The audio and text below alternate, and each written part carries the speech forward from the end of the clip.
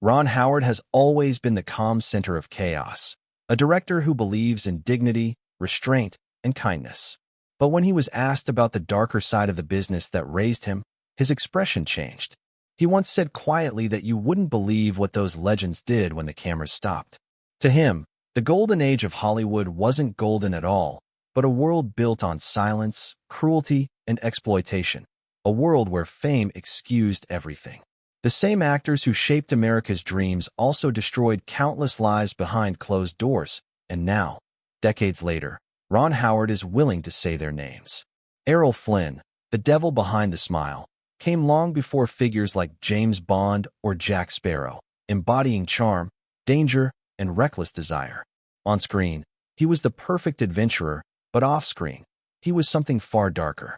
Born in 1909 in Tasmania, Flynn rose to fame in the 1930s after Captain Blood in 1935. Studios built an empire around his charisma, but beneath it was a man consumed by arrogance and addiction. By 1942, his reputation turned poisonous when two teenage girls, Peggy Satterley and Betty Hansen, accused him of statutory rape. The trial divided America, with Flynn mocking the charges while powerful studios shielded him. Though acquitted, his behavior worsened. Later letters revealed him bragging about his actions and mocking victims. Ron Howard described learning about Flynn as a turning point, realizing Hollywood could protect monsters who smiled for the camera. Flynn's life spiraled into addiction and ruin, and he died in 1959 at just 50. To Howard, his story became a blueprint for Hollywood's moral decay, proving that charm can hide cruelty and fame forgives nothing in the end. Kirk Douglas represented another contradiction, a man of honor on screen, but one who inspired fear off it. Born in 1916 to immigrant parents, he rose to global fame with Spartacus, achieving wealth and respect. Yet those who worked with him described a violent temper and explosive anger that left people shaken. Actress Deborah Padet once said he wanted to dominate not just scenes, but everyone around him. Howard later reflected that beneath Douglas's smile was a kind of rage that consumed him.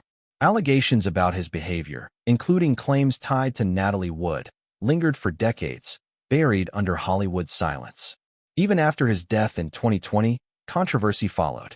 Directors like Stanley Kubrick described him as driven but difficult, while Howard saw his career as a lesson about unchecked power. When Douglas accepted an honorary Oscar in 1996, many saw redemption, but Howard saw a man outrunning his past, a legend built not only on brilliance, but on fear. Faye Dunaway, in Howard's eyes, represented a colder kind of cruelty, one rooted in control and ego. Rising to fame through films like Bonnie and Clyde and Chinatown, she became an untouchable icon. Yet behind the scenes, stories of her behavior spread quietly. Crew members described tantrums, harsh treatment, and emotional intimidation.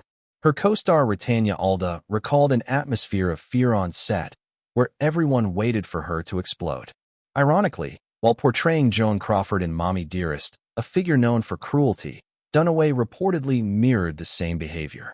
Directors and colleagues recounted incidents of shouting, throwing objects, and refusing to work unless conditions were perfect.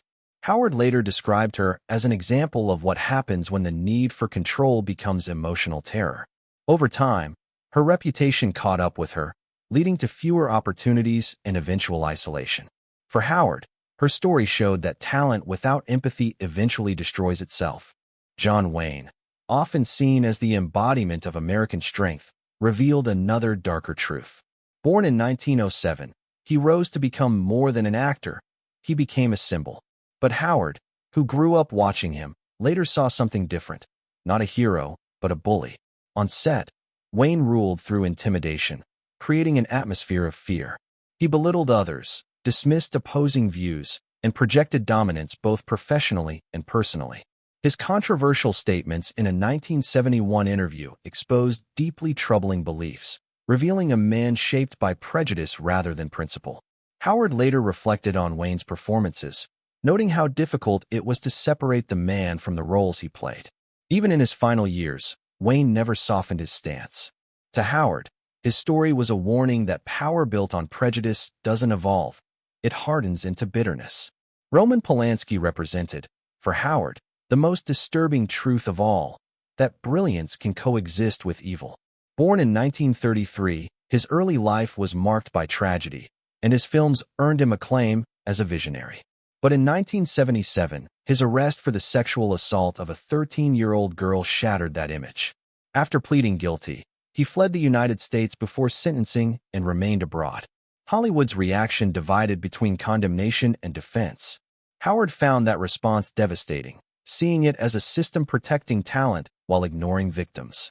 Even as Polanski continued to win awards, including an Oscar in 2003, Howard refused to separate art from accountability. He described the applause for Polanski as surreal and disturbing, a symbol of Hollywood's moral failure. Decades later, protests and renewed criticism showed that the reckoning had only been delayed, not avoided. Mickey Rooney, once the face of joy and charm, revealed yet another layer of illusion. Born in 1920, he became one of Hollywood's first child superstars, beloved for his energy and charisma. But behind that image was a life marked by chaos and harm. He married multiple times, struggled with addiction, and mistreated those close to him. Fellow actors described him as volatile, capable of shifting from warmth to cruelty in moments. Even Judy Garland hinted at the pain he caused during their years together. His later life was marked by financial ruin and personal betrayal, including accusations of elder abuse by those closest to him.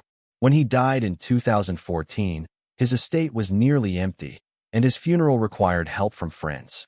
Howard saw Rooney as the ultimate example of Hollywood's illusion, a man who made the world laugh while spreading pain behind the scenes. For Ron Howard, these stories were never about revenge, but about warning. Hollywood's golden age, he believed, was not golden at all. It was built on silence, exploitation, and broken lives hidden behind fame. The scariest monsters, he once said, aren't in horror films. They're the ones protected by the spotlight.